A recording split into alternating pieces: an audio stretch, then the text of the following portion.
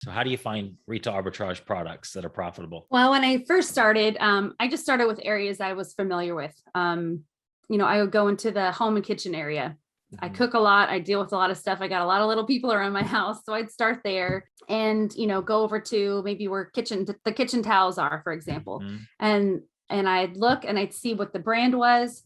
Now, really, you can start as easily as just having, if you're selling on Amazon, just a free Amazon seller app is all you need.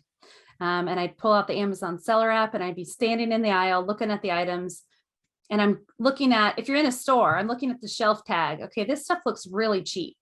This looks like, and this is why I suggest starting with a category or an area that you're really familiar with. And so I'm looking at these items in a store thinking, this looks really inexpensive.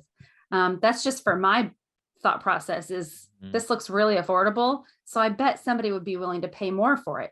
So I type in that item, whatever the brand is. In any store, you can do this. Type in whatever the brand is. Into your app, right? Yes, into the Amazon seller app. So I type in the brand, whatever that would be, and then type in kitchen towels right after that. Just, it could be simple. It doesn't have to be, I don't have to do every single thing. I will say by typing in what the item is, instead of scanning the barcodes, it does give you a lot more opportunity. And I'm looking at a massive section of kitchen towels. I don't want to have to stop and scan every single one. It can give me the big view right there. Plus it can also, there are other items that can show up and there's a lot of benefits to doing that. But the area where there's a bunch of small kitchen appliances and let's say there's some Cuisinart stuff. You might type in Cuisinart and there's a bunch of toasters. Cuisinart toasters. There's probably not going to be lots of toasters. There's going to be lots of towels though. I can't think of a brand name. Ralph Lauren towels, Ralph Lauren bath towels, Ralph Lauren washcloths, Ralph Lauren. Maybe and then Polo. You can start to narrow it down because you may realize, wow, there's like way too many options that my seller app is showing me. Here's all the Ralph Lauren towels on Amazon. There's so many. So maybe, you type in Ralph Lauren blue towels or something, you can narrow it down. There's no exact science to it. Different words that you type in are going to give you different results, but that's really just where you start from. It's looking for that. And then while you're standing there looking at the items, okay, do I see that? Is that an exact match to the pictures that are showing up on my seller app? So what's from there? After, if you find one, okay, I see the blue towel and I see the blue towel on the shelf.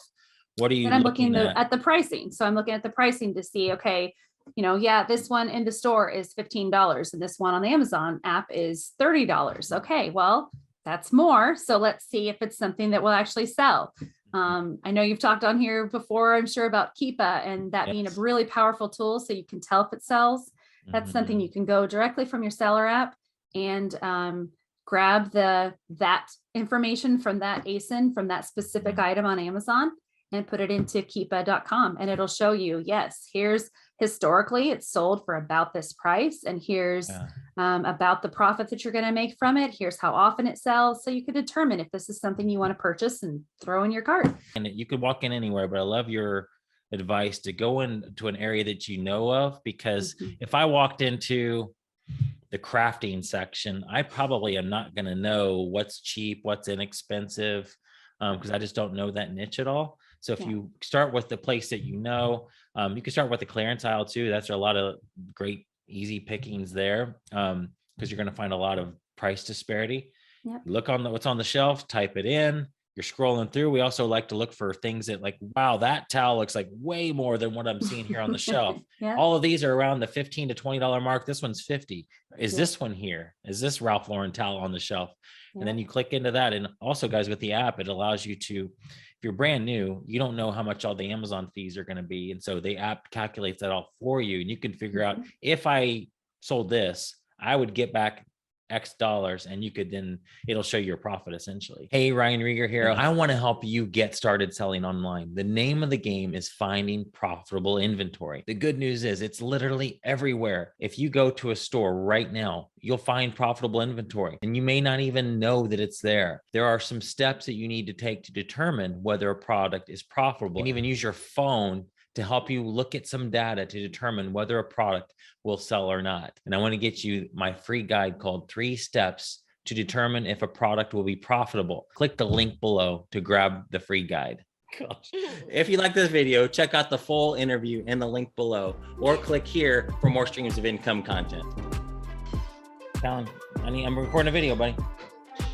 Okay, not yet. I can use you. Okay, want to help me out here? Hi, yes. Okay.